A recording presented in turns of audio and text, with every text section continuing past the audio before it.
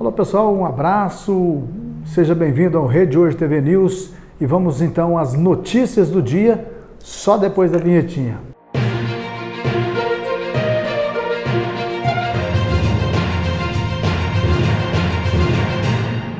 E nesta quarta-feira o Brasil foi surpreendido mais uma vez com a sanha golpista de alguns brasileiros radicais, né? Um terrorista, considerado assim pela Polícia Federal, explodiu bombas na Praça dos Três Poderes e causou repercussão no mundo inteiro. Ela aconteceu na noite desta quarta-feira e agora a gente vai mostrar como é que foi a repercussão durante o dia de hoje. As decisões tomadas, enfim, tudo o que as autoridades falaram menos de 24 horas depois do acontecido. A Praça dos Três Poderes e a Esplanada dos Ministérios amanheceram isoladas para que a polícia pudesse terminar a varredura e realizar a perícia no local. O expediente no Congresso Nacional e no Supremo foram suspensos após as explosões desta quarta-feira. Francisco Vanderlei tinha 59 anos, era de Santa Catarina e estava em Brasília há 4 meses. A primeira explosão foi no carro dele, que estava perto de um dos anexos da Câmara dos Deputados. Depois, outras 2 explosões aconteceram, as 2 em frente ao STF. Uma delas resultou na morte de Francisco Vanderlei. O porta-voz da Polícia Militar do Distrito Federal disse que foram encontrados ainda mais 6 explosivos. 2 no corpo de Vanderlei, 2 próximos ao corpo dele e mais 2 no estacionamento do anexo 4 da Câmara. Na residência onde Francisco Vanderlei estava hospedado, na cidade satélite de Ceilândia, também havia explosivos. Utilizamos o batalhão com cães para fazer o faro, identificamos ali pelo menos o rastro de alguns explosivos, que são treinados, identificamos sim a presença de explosivos, de mecanismos de explosão. Então a Polícia Militar está adotando todos os cuidados, assim como foi o cuidado aqui de tentar preservar o vestígio para que possa ser aproveitado para a investigação. A Polícia Militar está assim fazendo, mas ali é um local ainda mais sensível porque é um local confinado, é um local residencial e qualquer explosão ali pode causar uma tragédia. No meio da manhã, o corpo de Francisco Vanderlei foi liberado para o Instituto Médico Legal. A área foi lavada e isolada. As sedes dos 3 poderes passaram também por varredura interna, com a ação inclusive de cães farejadores. O diretor-geral da Polícia Federal disse que há 2 linhas de investigação: a ação terrorista e a abolição violenta do Estado Democrático de Direito. A polícia ainda apura se foi um ato solitário ou se houve a participação de outras pessoas. Eu, particularmente, tenho algumas ressalvas com essa expressão do lobo solitário, que ainda que a ação visível seja individual, por trás dessa ação nunca há só uma pessoa, sempre um grupo, ou ideias de um grupo, ou extremismos radicalistas que levam ao cometimento desses delitos. Então, a ação de fato foi uma ação individual, mas a investigação dirá se há outras conexões, se há outras redes, o que está por trás, o que impulsionou essas explosões ocorreram por volta das 7h30 da noite. Primeiro foram detonados explosivos em um carro estacionado no anexo 4 da Câmara dos Deputados, próximo ao Supremo Tribunal Federal. Em seguida, um homem identificado como Francisco Vanderlei Luiz teria detonado explosivos no próprio corpo em frente ao STF. Profissionais do Instituto Nacional de Criminalística foram acionados logo após a ocorrência. O corpo passou a madrugada no local e até agora há pouco ainda estava na Praça dos Três Poderes. Os vestígios coletados serão analisados para identificar e confirmar o tipo de explosivo, a possível origem e outras evidências que possam indicar se a ação foi planejada e se a participação foi individual ou em grupo. Em nota, o ministro da Justiça e Segurança Pública, Ricardo Lewandowski, afirmou que as forças federais de segurança acompanham atentamente os acontecimentos e estão preparadas para assegurar o pleno funcionamento dos poderes. Disse ainda que a Polícia Federal está trabalhando com rigor para elucidar com celeridade a motivação das explosões. O vice-presidente Geraldo Alckmin, que está no Azerbaijão para a COP29 e volta hoje ao Brasil, também comentou os fatos. Ele classificou o episódio como triste e grave. Vamos acompanhar. Olha, triste e grave. Triste pela perda de vida e grave por ser um atentado a uma instituição da República, um poder da República, e que deve ser apurado com extrema rapidez e com extremo rigor. Então, eu acho e é isso que acredito os órgãos de segurança o farão. É permanente, né, o trabalho no sentido de reduzir, né, essas violências, esses atos absurdos que comprometem, né, a paz, comprometem a dia, comprometem a segurança. Mas nós temos instituições sólidas e a apuração será rigorosa. A agenda do presidente Lula aqui no Palácio do Planalto hoje segue mantida. Agora ele vai apresentar as cartas credenciais de embaixadores de diversos países e à tarde embarca para o Rio de Janeiro, onde vai participar da cúpula do G20. Bom, por falar em G20, a partir de hoje, 9.000 militares das Forças Armadas serão mobilizados em uma nova operação de garantia da lei e da ordem para garantir a segurança durante a cúpula nos dias 18 e 19 de novembro. A operação foi autorizada por um decreto assinado pelo presidente Lula para proteger o entorno do evento e os locais de hospedagem das delegações. Marinha, Exército e Aeronáutica vão atuar no controle de áreas marítimas, cibernéticas e aéreas. A operação vai até o dia 21 de novembro. Com a explosão de um carro-bomba em frente ao Supremo Tribunal Federal, tem todas as características de um atentado com motivação política.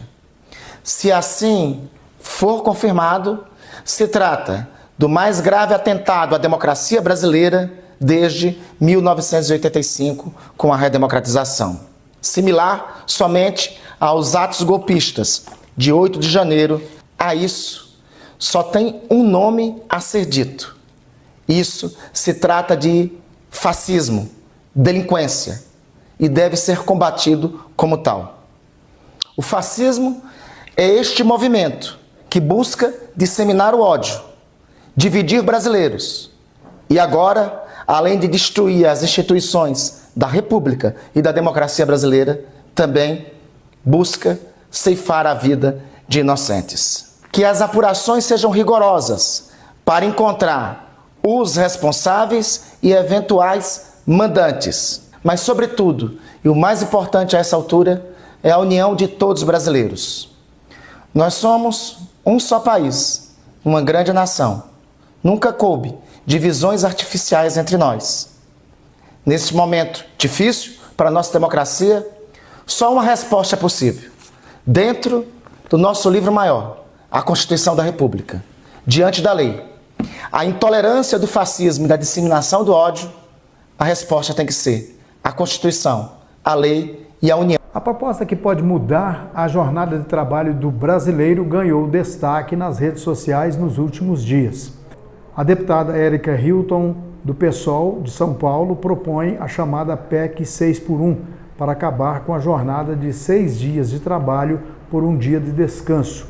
A deputada concluiu ontem a coleta das assinaturas necessárias para apresentar o projeto. Vamos saber tudo disso agora na reportagem da TV Brasil. As discussões da rotina exaustiva de muitos brasileiros entre casa e trabalho começou nas redes sociais, ganhou força e gerou o movimento Vida Além do Trabalho, que defende mais tempo livre para os empregados. A gente tem que também pensar que aquele trabalhador que trabalha no seu comércio, que trabalha no seu mercado, que trabalha na sua padaria, na sua farmácia, no seu shopping, aquele trabalhador ele quer sair, ele quer lazer. E o que significa lazer? Eu vou sair, eu também quero ir no shopping, eu também quero ir no comércio, eu também quero comprar roupa. O apelo dos trabalhadores virou uma proposta de emenda à Constituição assinada pela deputada Érica Hilton. O texto chegou ao Congresso em maio deste ano e da semana passada para cá recebeu o apoio de mais de 200 parlamentares. Já conversamos com algumas bancadas hoje, já conversamos com alguns líderes hoje e os próximos passos é continuar coletando as assinaturas para termos um protocolo robusto, continuar mobilizando a sociedade para que na sexta-feira agora as pessoas ocupem também as ruas para mostrar a demonstração de força desse debate que reorganizou a classe trabalhadora nesse país. A PEC, que será protocolada, defende até 8 horas de trabalho diárias e 36 semanais sem redução de salário. Isso numa escala de 4 dias com 3 de descanso. Hoje, pelo texto da Constituição, a jornada deve ser de até 8 horas diárias e 44 semanais, o que viabiliza o trabalho por 6 dias com 1 dia de folga. Essa especialista enxerga dificuldade no andamento da proposta por conta das especificidades de cada empresa, como as do comércio, que tem um esquema diferenciado de funcionamento. A gente hoje tem uma realidade que mais de 90% das empresas são pequenas e médias empresas. Elas são responsáveis por metade dos trabalhadores registrados no país. E pequena e média empresa normalmente não tem um fluxo de caixa muito alto para para fazer essa adequação de uma forma sem grandes impactos, sabe? Eu acho que essa é a grande complexidade da questão. Além da jornada, a manutenção do salário também dificulta a discussão, que não é nova no Congresso. Projetos parecidos seguem parados. No Senado, uma PEC de 2015 sugere a redução gradual da jornada de 44 para 36 horas no intervalo de 5 anos. Já na Câmara, uma proposta de 2019 do deputado Reginaldo Lopes prevê 10 anos para essa mesma mudança, também sem redução nos pagamentos. A Fundação Getúlio Vargas, junto com a ONG Internacional, testou o modelo no Brasil, 4x3, de 32 horas, e foi um sucesso. Houve um aumento de produtividade acima de 50%. Então, nós precisamos agora transformar esses avanços em direito constitucionalizado. A Confederação Nacional do Comércio é contra o fim da escala 6x1 sem redução de salário. Em nota, a entidade diz que a mudança pressiona o setor produtivo e pode provocar demissão em massa. Além disso, a CNC sugere que o assunto seja discutido nas negociações coletivas, respeitando as diferenças de cada setor. A PEC sobre essa nova escala de trabalho ainda não chegou a ser discutida internamente pelo governo, mas o Ministério do Trabalho considera a redução da jornada plenamente possível e saudável, desde que debatida e acordada entre empresas e trabalhadores durante as convenções coletivas. O STF determinou que o governo federal adote medidas para impedir o uso de recursos de programas assistenciais em apostas online. Pois é, o Luiz Fux, então, que é o relator da ação aqui no STF, que discute a lei das bets, ele determinou que o governo federal tome medidas emergenciais para impedir que beneficiários do Bolsa Família ou do benefício de prestação continuada utilizem os recursos desses programas para as apostas online, as chamadas bets. Nessa mesma decisão, o ministro também estabeleceu que uma portaria do Ministério da Fazenda que proíbe a propaganda das bets para crianças e adolescentes passe a vigorar de imediato. Lembrando que essa decisão ela ainda tem um caráter liminar, ou seja, já está valendo, mas ainda precisa passar pelo plenário da Suprema Corte para que a decisão final seja tomada por todos os ministros. E lembrando também que essa decisão do ministro Luiz Fux sai imediatamente depois de uma série de audiências, 2 dias de audiências aqui no STF, exatamente sobre as bets. E o ministro do Desenvolvimento Social, Wellington Dias, comentou a decisão do ministro Luiz Fux. Vamos ver agora um trecho dessa fala. A decisão do ministro Luiz Fux, do Supremo, em relação a jogos, às bets, colocando restrições, proibições, ela combina com a posição já tomada pelo presidente Lula, presidente da República, a partir de uma agenda em vários ministérios, eu participei, e ali já a determinação para a suspensão do uso de cartões, por exemplo, garantir que os cartões não sejam... O Brasil recebe a reunião do G20 a partir de hoje até o dia 16, marcando pela primeira vez que o evento ocorre no país. A cúpula tem o objetivo de incluir a participação popular nas discussões das políticas públicas. Tomar decisões e pensar políticas públicas com participação popular. Na cúpula social do G20, o objetivo é ouvir de quem vive os problemas as sugestões para enfrentá-los, numa grande reunião da sociedade civil, militantes e movimentos. O G20 social ele é parte do G20, que é a reunião das 20 economias mais potentes do planeta. Na prática, o presidente Lula cria uma terceira trilha, que é o G20 social, baseado na seguinte máxima: as 20 economias, as pessoas se reúnem e definem políticas públicas que vão atingir as populações no mundo inteiro e o povo não participa dessa decisão.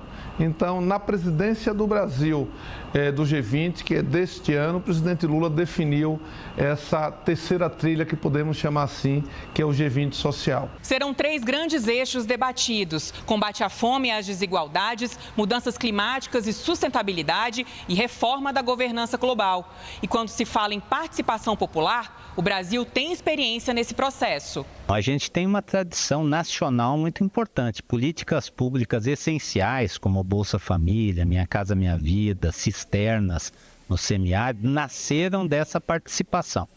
E nós estamos apresentando ao mundo reivindicações, sugestões para que isso seja implementado, como a Aliança Global contra a Fome, a taxação de super ricos para financiar o meio ambiente e o fim das desigualdades regionais. Então, aquilo que a gente fez aqui com sucesso, nós queremos que o G20 assuma. A economista Maria da Conceição Tavares dizia que a economia que não se preocupa com a justiça social é uma economia que condena os povos ao desemprego e à miséria. E é nesse rumo que o G20 social caminha, na busca para combater a desigualdade.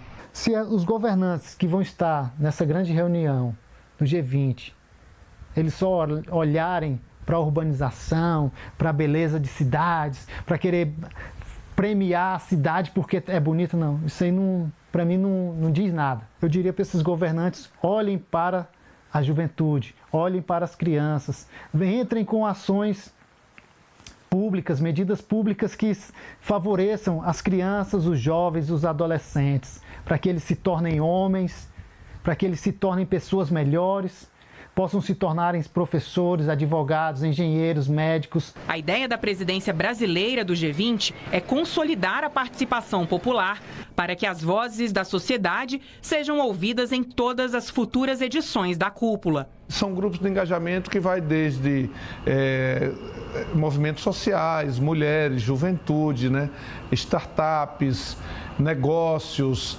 parlamentos, cidades. Então, esses grupos eles estão debatendo, discutindo e preparando os seus documentos para serem apresentados no G20.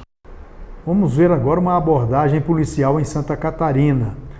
3 mulheres, uma advogada, uma servidora pública e uma mãe, acompanharam uma abordagem policial no estacionamento de um supermercado, uma abordagem um tanto violenta, e assistindo ali foram questionadas sobre a presença no local, a sua presença. Os desdobramentos do caso você acompanha agora na reportagem da TV Brasil. Tudo começou quando a polícia militar foi acionada para um caso de importunação de um homem contra uma funcionária em um mercado da cidade de Içara, no sul de Santa Catarina, no último sábado.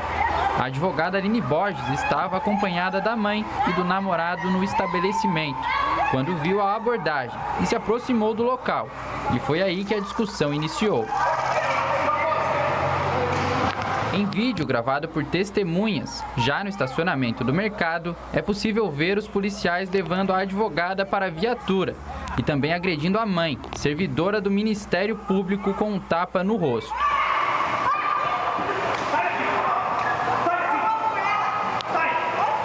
Na segunda-feira, a advogada realizou o exame de corpo de delito Ela sofreu hematomas e cortes nas mãos, braços, pernas e no rosto. Aline exerce a profissão em Porto Alegre e a OAB do estado do Rio Grande do Sul, junto à OAB catarinense, solicitou o afastamento dos policiais militares envolvidos no caso.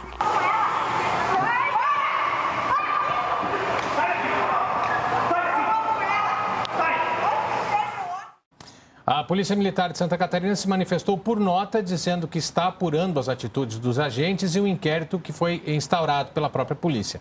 A Delegacia de Polícia Civil da cidade de Içara também investiga o caso. O Ministério Público instaurou um procedimento extrajudicial próprio para acompanhar os fatos.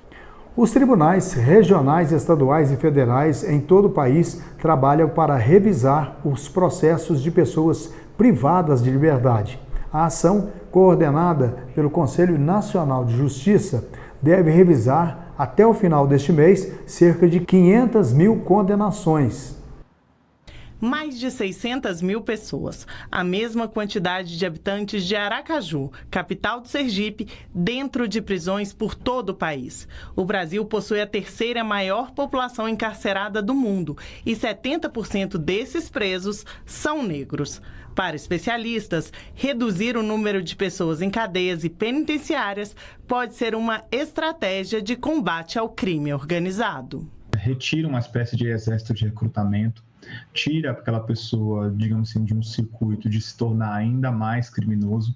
Me parece uma medida bastante feliz e também, eu acho que assim, hoje em dia, pensando que os principais países com maior taxa de encarceramento são Brasil, Estados Unidos, Rússia e China, o Brasil ele tem, digamos assim, uma oportunidade geopolítica de demonstrar uma outra maneira de lidar com o problema da segurança. O Conselho Nacional de Justiça coordena até o fim de novembro um mutirão para regularizar e revisar quase 500 mil processos penais. Um mutirão carcerário ele vem para dar atualidade à situação processual dessas pessoas. É a maneira que tem o Poder Judiciário de cumprir essa tarefa de fiscalizar, acompanhar, mas, sobretudo, exigir que essa pena seja cumprida rigorosamente dentro da lei. O mutirão vai revisar processos relacionados a prisões por crimes sem uso de violência, grave ameaça ou penas de multa. Prisões por porte de até 40 gramas ou 6 pés de planta de maconha.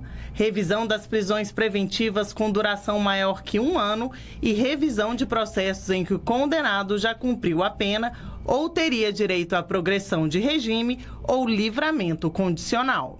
A revisão de penas é um momento importantíssimo porque ele revisa a pena das pessoas que quase nunca têm a quem recorrer, né? Você imagina a situação de uma pessoa que já deveria ter sido liberta e não foi, não é porque ela recorreu e não ganhou, geralmente é porque ela não tem a quem recorrer. Então, a gente está falando de pessoas muito pobres, muito pouco instruídas e que não têm capacidades autônomas de requerir seus direitos. Então, isso me parece uma medida muito positiva. Esses mutirões eles são muito importantes para a vida social e para a vida das famílias pobres. É isso aí, final de semana prolongado, amanhã sexta-feira, dia 15 de novembro, dia da proclamação da República, é feriado nacional, né? Então o pessoal vai descansar, outros viajam e tal, e o nosso programa ele não acontece, né, nesse feriado e no final de semana, mas tem outras informações que vão pipocar aqui no canal da Rede Hoje, né? O Hoje TV News dá uma folga, só volta na segunda-feira. Um abraço para você, não esqueça aí de dar um like, que é muito importante, né? Não custa nada para você. Também compartilhe esse material, comente e, claro, se inscreva aqui no canal. Você, com isso, vai ajudar o canal a crescer e nos ajudar a manter você sempre bem informado. Um abraço, até a próxima.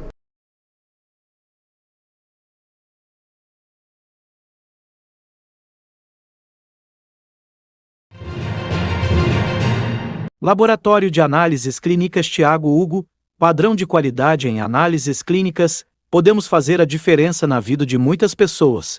Cuidamos da sua saúde com carinho e responsabilidade. O Grupo Marra é o maior distribuidor de bebidas na região de Patrocínio e Centro-Oeste Mineiro, atendendo mais de 2 milhões de pessoas em 108 cidades. Entregando as melhores bebidas para você apreciar, assistindo ao seu time do coração. Grupo Marra, seu revendedor autorizado Heineken. Aqui no Supermercado Coop, você encontra o que precisa em nossos diversos setores. Uma ampla seleção para atender a todas as suas necessidades. Descubra o presente ideal. Brinde com as melhores bebidas. Mantenha sua casa impecável. No Supermercado Coop, você encontra tudo em um só lugar. Construir ou reformar é com a Casa Bonita. Completa linha de materiais para construção e acabamento pelo preço mais justo. Tudo para a sua construção. É um prazer atender você. Casa Bonita, telefone WhatsApp 3831-6075. Colégio Atenas tem uma equipe muito bem preparada para tratar seu filho com cuidado e carinho. É a garantia de que seu filho terá um ensino de qualidade. Colégio Atenas, incomparável. Eu só queria te contar que vale a pena conhecer o cooperativismo. Um movimento financeiro e social em que você não é cliente, é dona e dono. Cooperativismo financeiro é assim. Quanto mais gente fizer parte, maior será a transformação. Tá aí a explicação. Tem explicação, tem explicação. Mais que uma escolha financeira. Cicobi Copacred.